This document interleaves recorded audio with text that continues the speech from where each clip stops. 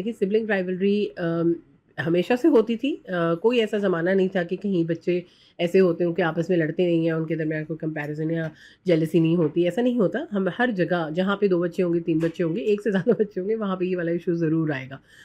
Different तरीके से आ सकता है, हर घर के अलग डायनामिक्स हो सकते हैं। बट ये क्यों होता है? एक तो लोगों का बर्थ ऑर्डर डिफरेंट है, उनकी एक्सपेक्टेशंस डिफरेंट होती हैं, और पेरेंट्स से सभी प्यार करते हैं। और पेरेंट्स की it is kind of a war to get the parents attention. तो कई दफ़ा पेरेंट्स अपने आप को ब्लेम करते हैं कि हमारी कोई गलती है, हम शायद कुछ सही नहीं कर रहे, उस वजह से बच्चे ऐसे हो रहे हैं। But it is kind of a race जो बच्चे पेरेंट की अटेंशन लेने के लिए कर रहे होते हैं, और उसमें एक दूसरे से भी उनके इश्यूज हो जाते हैं।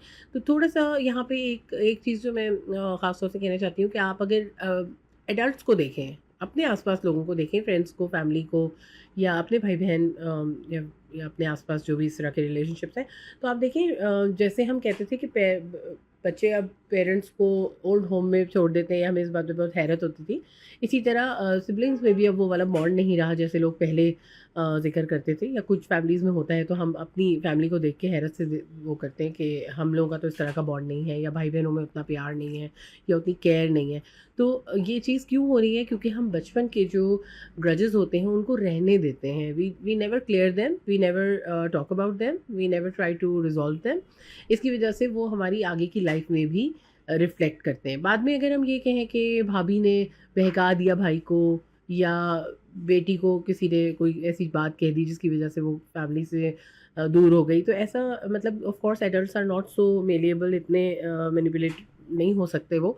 उनके अपने कोई ट्रिगर्स होते हैं जो जब किसी फैक्टर के साथ कंबाइन होते हैं तो फिर वो एक्शन लेते हैं। ऑफ कोर्स किसी की कोई अगर किसी ने मशवरा दिया भी, तो जब वो उनकी अपनी फीलिंग के साथ कहीं अटैच होता है, कहीं पे वो अ, उसको उसको मान लेते हैं अंदर से, तो that is the emotional reaction कि वो उस बात को इसलिए मान लेते हैं। तो हमें इस बात को समझना होगा कि जब हम बच्चों से बात कर रहे हैं, बच्चों यानी हमारे अगर एक से ज़्यादा बच्चे हैं और उनमें राइवलरी नज़र आ रही है, तो उसके बारे में बात करना। So communication is the foundation of everything.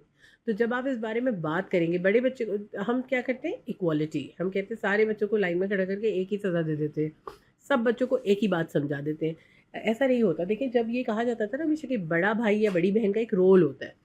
मैं ये नहीं कह रही कि उनके ऊपर ज़िम्मेदारी डाल दें या उनके ऊपर बोझ डाल दें या उनको पेरेंटिफाई कर दें, but of course you kind of give them that privilege also, जिसे कहते हैं राइट्स और रिस्पॉन्सिबिलिटीज़। तो अगर उनको राइट्स ऑफ द एल्डेस्ट चाहिए तो फिर उनको रिस्पॉन्सिबिलिटीज़ ऑफ द एल्डेस्ट भी बताएं।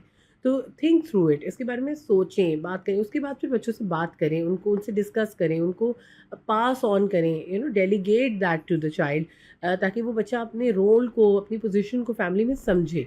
और आप बाकी बच्चों को भी, जैसे जो सबसे छोटा है, लोगों को अक्सर शिकायत होती है कि बहुत लाडला है, उसके साथ बहुत ज़्यादा प्यार किया जाता है, उसको बहुत ज़्यादा चीज़ों पे लेवरेज मिल जाती है, उसके साथ सब लीनिएंट होते हैं, उसको ज़्यादा चीज़ें मिलती हैं। तो ये वाला जो जेलेसी फैक्टर है ये भी नेचुरल है। तो हम सिर्फ ये कह दें बच्चे को कि नहीं सबको बराबर मिलेगा। अब अगर आपके एक बच्चे को ज़्यादा भूख लगती है और उसको 2 रोटियाँ चाहिए, तो क्या आप 1 रोटी सबको देंगे? No, you will give the child extra food ना, अगर उसको भूख लग रही है। तो इस तरह जब हो सकता है किसी को प्यार की ज़्यादा नीड हो सकता है किसी को कम्युनिकेशन की ज़्यादा नीड हो सकता है किसी को आपकी अटेंशन की ज़्यादा नीड हो।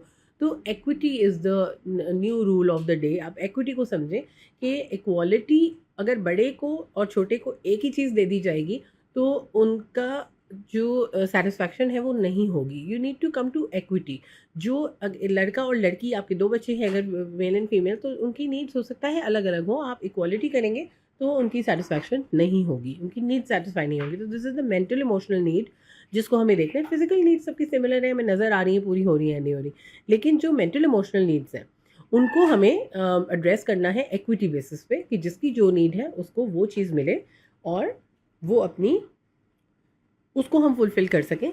तो जब आप ये कम्युनिकेशन ओपन करेंगे तो बिलीव मी, आपका जो बच्चा राइवलरी कर रहा होगा ना, या राइट ज़्यादा लेना चाह रहा होगा, वो खुद रेडी हो जाएगा शेयरिंग के लिए, because they will have that. ये जो सेंस ऑफ फैमिली है ना, ये बच्चे को देना पड़ता है, वरना वो रूल ऑफ द जंगल जो है ना वो उसको फॉलो करने लगेगा। तो हमें वो सेंस ऑफ फैमिली देना है कि हम शेयरिंग करते हैं, हम अपनी चीज़ों को यानी बड़ा जो है वो छोटे के लिए केयर करता है, छोटा बड़े को इज़्ज़त देता है। तो ये वाली जो चीज़ें हैं इनको हमें we have to bring them back in words, क्योंकि देखिए जो बहुत सारी ऐसी चीज़ें हैं जो हम बाय द वे स्कूल में, बुक में, स्टोरीज़ में पढ़ के सीख लेते थे। अब बहुत करिकुलम्स चेंज हो गए हैं, बहुत सारी ऐसी चीज़ें हैं जो अब जो हमने पढ़ी थी शायद वो नहीं हैं। बहुत सारी चीज़ें अनसेड होती हैं। जैसे मैं एक एग्ज़ाम्पल देती हूँ अक्सर कि कोविड में जब अ, मैंने अपने बच्चों को एक दफ़ा कहा कोविड के बाद कि दादी की तबीयत ख़राब है and we have to go to see her, तो they said okay you go. तो मुझे बड़ी हैरत हुई कि जैसे अगर हम सुनते हैं ऐसी कोई बात तो हम तो फ़ौरन तैयार हो जाते जाने के लिए। तो आई वाज़ वेरी सरप्राइज़्ड। लेकिन फिर मैंने रिफ्लेक्ट किया कि इसमें इनकी गलती नहीं है। एक्चुअली जो कोविड से हम जब गुज़रे, तो क्या हो रहा था कि अगर मुझे किसी की खैरियत पूछनी है तो मैंने व्हाट्सएप पे उसको मैसेज कर दिया, या गेट वेल सून का कार्ड भेज दिया, या कोई इन्फॉर्मेशन किसी की आ रही है, वो व्हाट्सएप पे बच्चे उसको विटनेस नहीं कर रहे। उनको नहीं पता कि जब कोई बीमार होता है तो क्या किया जाता है। अगर हमने खाना बनाया तो हमने ड्राइवर से भिजवा दिया। किसी को अगर हमने खाना भिजवाया किसी बीमार को, तो वो ड्राइवर देकर आ गया। हमारे बच्चे को पता ही नहीं कि क्या प्रोसेस हुआ। तो जब हम छोटे थे, तो जब किसी कोई बीमार होता था, हमारे पेरेंट्स उसको देखने जा रहे होते थे, तो हम उनके साथ जाते थे, रास्ते में रुक के फल लेते थे, जूस लेते थे, फिर उनके घर जाते थे, फिर हम उसको विटनेस करते थे कि किस तरह से तीमारदारी हो रही है, किस तरह से इयादत हो रही है। तो we learned it by observation. ये सारी चीज़ें किसी किताब में स्टेप बाय स्टेप नहीं लिखी हुई थी। तो जब हमने इसको, जिस बच्चे ने इन चीज़ों को विटनेस नहीं किया, even though they went through the covid, but जो हम इतने डिजिटाइज़ हो गए और हमने इन चीज़ों को डिस्कस नहीं किया और बच्चे सिर्फ़ अपने स्क्रीन के सामने बैठे रहे, तो of course they miss that observation, और उनको वो सारी चीज़ें मिली ही नहीं वो ऑब्ज़र्व करने के लिए, राइट? तो हमें अब उनको दोबारा सिखाना पड़ेगा कि जब आप खाना बनाएँ और अपने ड्राइवर से भेजें, तो आप अपने बच्चे को साथ बिठा के भेजें और उनको बताएँ कि आज हमने ये किया, समबडी नीड्स आवर हेल्प, इसलिए हम ये चीज़ कर रहे हैं, या हमारे नेबर को हमारी हेल्प चाहिए, या हमने किसी से हेल्प ली, तो आई फेल्ट सो गुड कि somebody came to my rescue और उन्होंने मेरा ख़्याल किया। तो ये सारी चीज़, जैसे मैं we were in the hospital last year, और मेरे बेटे की बर्थडे थी, my neighbours came in and they celebrated his birthday. I was so overwhelmed, it was so so sweet of them. पता नहीं मैंने उनको बताया या नहीं, लेकिन अपने बच्चों को मैंने ज़रूर बताया कि it's really, I am touched by that gesture. तो ये चीज़ें हमें बच्चों को बतानी हैं, उनको ये एहसास दिलाना है कि ये चीज़ें कैसे होती हैं। तो जब हम बच्चों को ये बताएँगे ना, तभी बच्चे ये इन चीज़ों की इम्पोर्टेंस को समझेंगे।